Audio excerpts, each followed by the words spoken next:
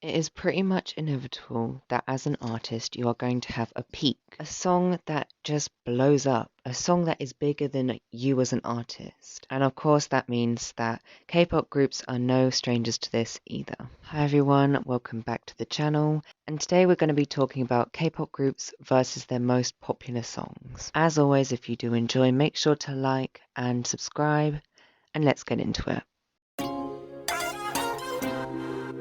So before we start throwing around the word, we need to understand what peaking actually is. And I think particularly K-pop stans really need to know what this definition is, because sometimes y'all be throwing it left, right, and center for no reason. Peaking is often defined as reaching your fullest potential. For example, if you peak in high school, that's the best point in your life.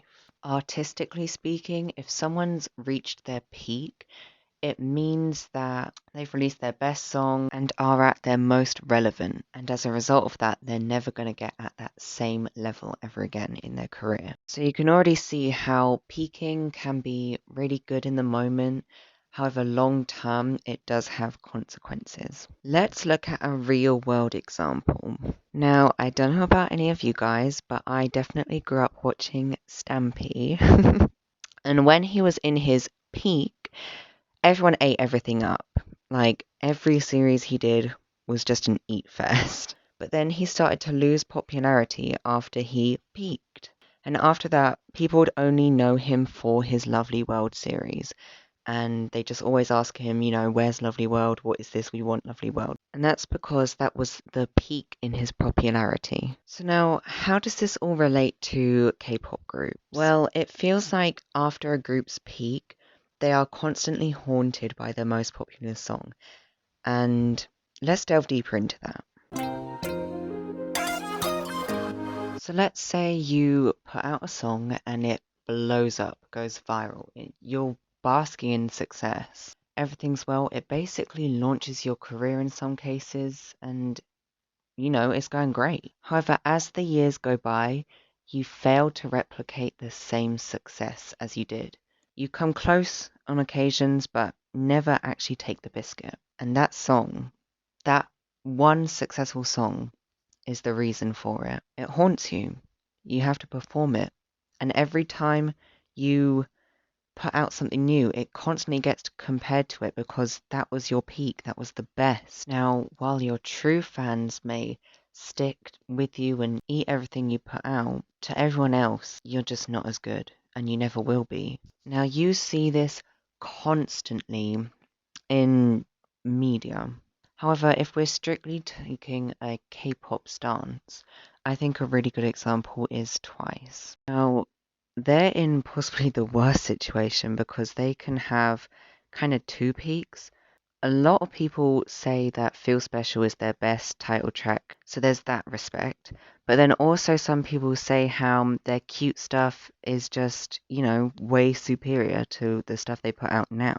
And that has resulted in every time they have a comeback, it just brings out the conversation of how their cute stuff was way better, or just saying how this is no Feel Special, so it's automatically not as good.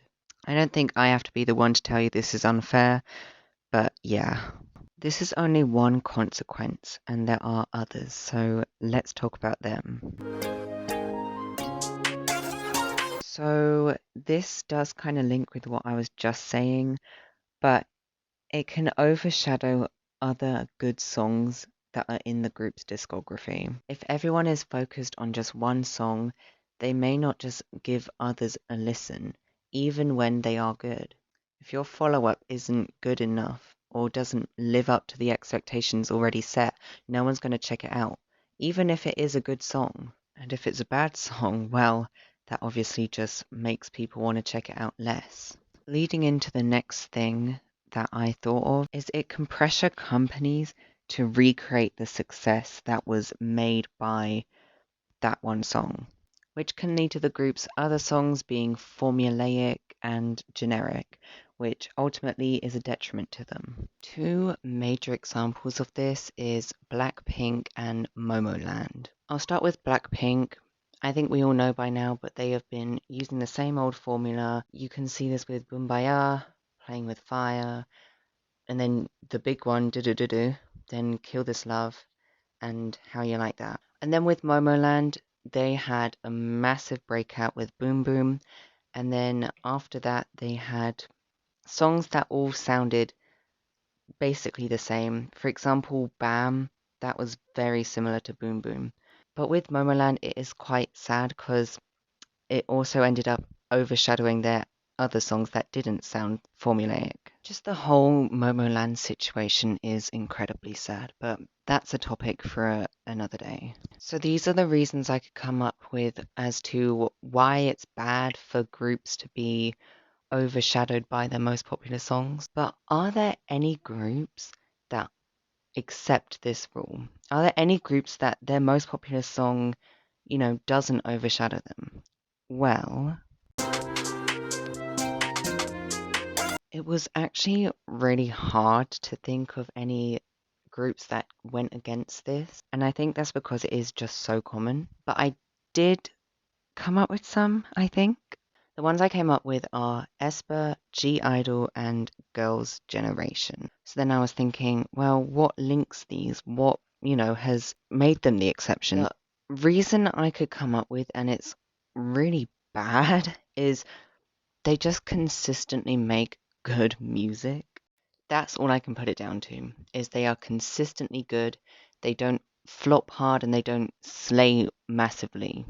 They're just consistently good. And obviously there's nothing wrong with that. That is, well, good, But then it's not really that helpful just to say, oh, we'll make good music and then you won't peak. And even then, it's not perfect because you could say that Girls' Generation did have a quote unquote peak, and then after a certain amount of time, their music was worse. And of course, they have title tracks that are worse than others. If anyone can think of something better, then put it down in the comments because this is all I can come up with.